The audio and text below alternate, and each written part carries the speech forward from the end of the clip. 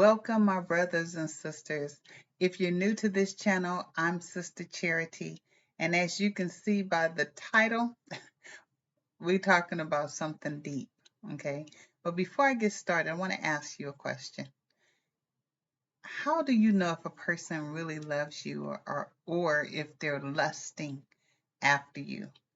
I remember there was a time I had no idea what the difference was because I always thought love was my definition and interpretation.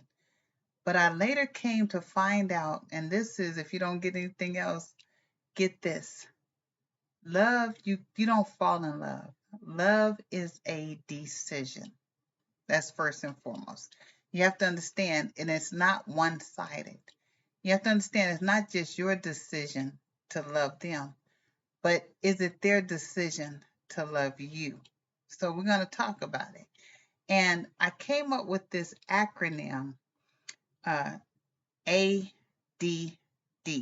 Okay, it's an acronym that I created because I said before you add anyone to your life, make sure you analyze, then make the decision, and then do it. Okay. Now we know that there's many different levels of love. You know, you have love for your parents, love for your children, love for God, love for your spouse. But today I want to talk about the love that you have in a relationship, especially if you're contemplating getting married, if you are courting. Now, look, I use courtingly intentionally because I'm sorry, I use courting intentionally because I'm not talking about dating. Because usually when you say dating, it means benefits. Okay. It means the married benefits. So I'm talking about courting. I'm talking about you analyze when you first meet the person. If you have any inkling in your mind that, wow, this person is somebody that I could see myself being with, stop and analyze. And also know that they're analyzing you. That's the, if you don't get anything else, that's part two. Understand that they're analyzing you. A lot of times, especially as women, we tend to love faster because, but we don't analyze before we make the decision. So, what are we analyzing? We want to analyze: is this person possessive? Are they needy? Do they have the capacity and the ability to love me like I deserve to be loved? Are they possessive? Now, remember, they're analyzing you for this same thing. So they might be with you, they may want to date you, but it's not that they're in love with you because you might be needy, you might be possessive, you may not have the capacity or the ability to love them the way they think that they deserve to be loved. Whatever the case is, each side is making a decision whether or not they're going to love based on their analysis. Another thing is a lot of times people will make a decision based on where they are at that point in their life. What do I mean by that? Some people say, well, I'm going to love them until something better comes along. Or I'm going to love them because what they have what I need right now. And basically what this is it's manipulation, uh, it's wrong, and it can cause a lot of people to be hurt on both sides. Okay. So if somebody is just with you because of what you can give them or what you can do for them, but they're self-centered, they're self-consumed. It's only about their needs, not yours. You know, when we analyze, we got to make sure that that person has you where you deserve to be in a relationship. Now, sometimes, y'all, I ran across this and I hope I'm not going too deep, but sometimes if they don't have the benefits, then you probably won't see them and you probably won't uh, spend a lot of time with them because they are going on with someone that will give them benefits. and you may feel like, man, I lost the best thing in my life. This, you know, let me tell you, you can't change anybody. That's like trying to change a right shoe into a left shoe. It just don't happen. All right. They don't fit. So if you don't like right shoes, okay, then let it go. And understand that there is a left shoe somewhere for you. And it may not necessarily come the way you want it or how you want it, but understand there is a left shoe for you. What happens sometimes is I hope y'all understand my analogy, but what happens sometimes is we get the wrong thing, okay? And it blocks us from the right thing that God intended for us. But we can't get it because we're stuck over here in this and with the wrong thing.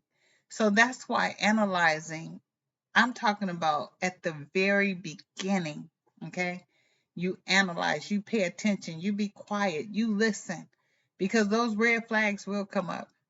I remember I was dating someone, and uh, I wasn't sure if this person was going to be my husband or not. I shouldn't say dating because there was no benefits. I was courting. And this person said, you know what? When we get married, we ain't going to be going over your grandmother's house all the time like you like to do. That was a red flag.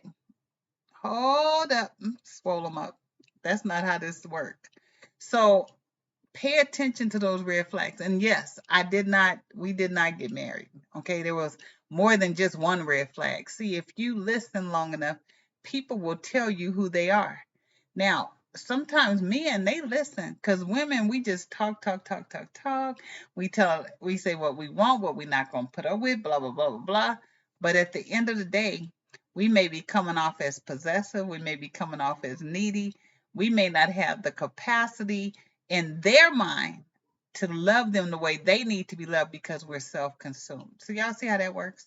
All right. So as I get ready to come to a close on this, and I really believe this is going to bless you. So please share it, okay? Because somebody needs to understand it so that they can get free. And then we have some young women and young men who are confused right now. They don't really know if this person is for them, if this person really loves them, or if this person is trying to use them. So please share this. Give it a thumbs up so that y'all know how it works. The algorithm can send it out to more people, and more people can be blessed. And also, please subscribe to this channel. I pray about things that I give you in hopes that it will transform you in some way or enlighten you or encourage you. So that's the whole reason for this channel. Now, as I come to a close, I want to talk about the greatest example of add, and that's when God added us, okay, to His kingdom, restored us back to Himself. He analyzed the situation. He knew that there was no way that these individuals I created is going to come back to me unless I love them, because they don't even know what love is. So I'm willing. I made a decision based on their being lost, based on their hurt, their being in darkness, their disobedience, and all their inability to really find their way back to me. It's just impossible. So what I'm going to do is I'm going to make a decision to send myself, to give of myself. Not only did He give His Son, He gave us His Spirit to help us to do what He has called us to do. And I'm going to do a lesson on the benefits of His Spirit, because nobody really talked about that when I was growing up. And so a lot of times we just ignore the inward man that tells us, don't do this, don't do that. But God said, I'm going to give them my Son to give His life, and then I'm going to give them my Spirit so that they can be sealed to the day of redemption, so that they can hear me through their spirit. They can pray to me through their spirit. So God not only made a decision to do it, but He did it. And so that's love, okay? He did it not knowing if we were going to love Him back, because Romans, 5:8 says, and God demonstrated His love toward us, and that while we were yet sinners, He died for us. And that's love, okay? That's love in a relationship kind of way. So as I come to a close, What did you get out of this? Okay, I'm praying. Okay, that, well, before I ask you what did you get out of it, I just want to go through some points. Love is not lust, because lust is self seeking. Love is self giving. Okay, so let's make sure we don't mistake love for lust. The next thing is, what are you basing your analysis on? Are you basing your analysis on, I can't do any better, so this is the best I can do, so let me just settle? Okay, know that you deserve, you are fearfully and wonderfully made, and you deserve to be treated like a king or a queen, because you are part of the kingdom. And if you're not a part of the kingdom of God, then, I encourage you to seek God like never before. And keep coming back to this channel, because I do have some videos on it. Please check out my previous videos on salvation and justification and all of those things, because a lot of times we don't know what we don't know until we learn. So I encourage you to look at my previous videos. Um, Also, you got to know what you're searching for. What are you looking for? Are you looking for somebody like your dad or your mom? Okay. You have to know what is your standard. And I want to say this, let God be your standard. If they don't love God, they can't love you. If they don't love themselves, they can't love you. So make sure your standard is realistic, a realistic standard, and don't seek things that somebody else may have, or what you think might be the best.